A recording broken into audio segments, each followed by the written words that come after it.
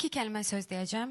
Mən istəyirəm ki, bütün dünyada sülh olsun və sənin haqqına mən heç vaxt girə bilmərəm. Ona görə 12 pay Azərbaycandan sənə.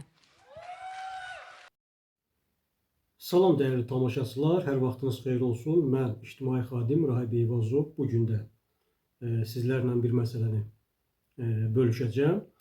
Hər birimizə aydındır ki, sosial şəbəkələrdə geniş yayılmış, deməli Astanada təşkil olunmuş beynəlxalq musiqi festivalının keçirilməsi videosu geniş yayılıb və hətta demək olar ki, hər saniyə, hər dəqiqə, hər saatda tirajlana gedir.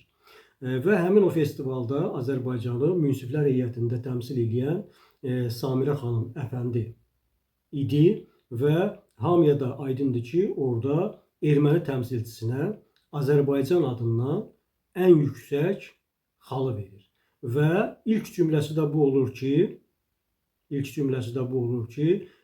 mən istəyirəm ki, sülh olsun və sənin haqqına girə bilmərəm.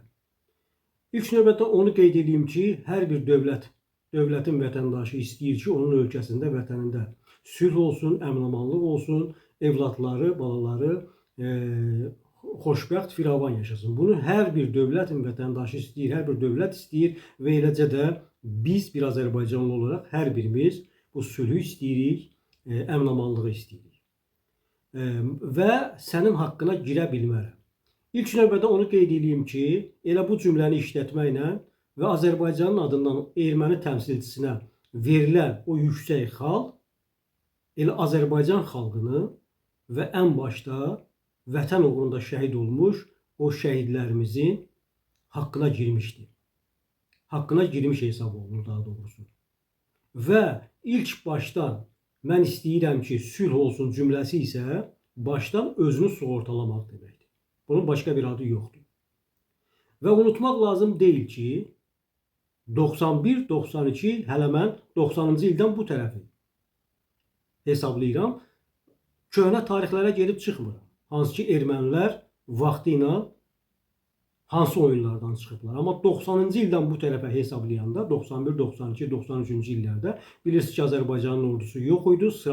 Sıradan insanlar və Azərbaycanın polisləri orada döyüşdülər, şəhid oldular. O cümlədən Xocalı faciəsi, hansı ki, Xocalıda bizim insanlarımızın başına oyun gətirdilər. Körpələrimizin başına oyun gətirdilər. Aprel döyüşləri və son olaraq 2020-ci il Vətən müharibəsi bunun bariz nümunəsidir. Gəlin tarixi unutmayaq və bunları da göz ardı etməyək. Və bu azmış kimi də hələ bir erməni ilə orada qucaqlaşıb görüşürdü. Bu birinci məsələ. İndi gəlir ikinci məsələyə. İkinci məsələ ondan ibarətdir ki, deməli bu məsələyə müğənni Nura Suri rəy bildirib və münasibət bildirib. Orada bir cümlə şəxsən mənim diqqətimi çəkdi ki, orada bildirir ki, musiqinin milliyyəti olmur.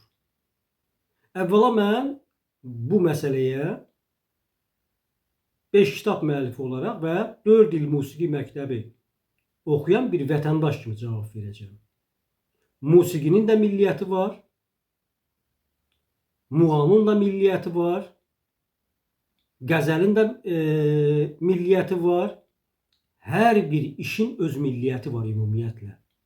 Və hər millətin də öz işi var. Gəlin bunu qarışdırmayaq. Əgər xatirizdədirsə, bir neçə il bundan qabaq ermənilər bizim Azərbaycan musiqilərini mənimsəyib, özünküləşdirib efirə verdilər. Və həmin vaxtda da bu böyük etiraza səbəb oldu Azərbaycanda, böyük səs-küy yaratdı. Və nəticə etibarilə yenə də biz öz mahnılarımızı geri qaytara bildik. Muğam Azərbaycandadır. Muğamın vətəni Azərbaycandır. Meyxananın vətəni Azərbaycandır.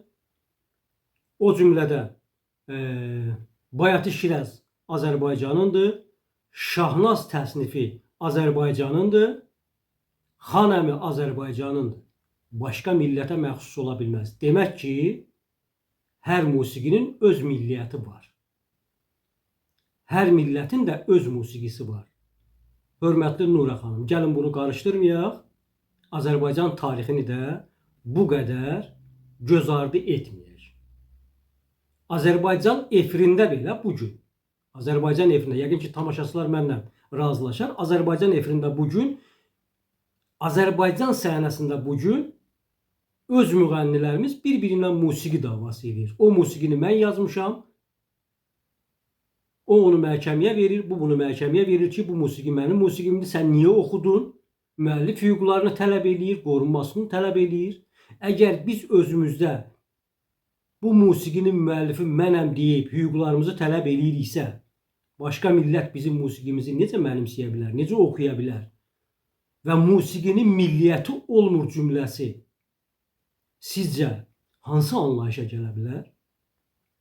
Gəlin biraz bunlara diqqət edək və Azərbaycanın tarixini heç vaxt bu şəkildə qələmə verməyək. Diqqətinizə görə çox sağ olun.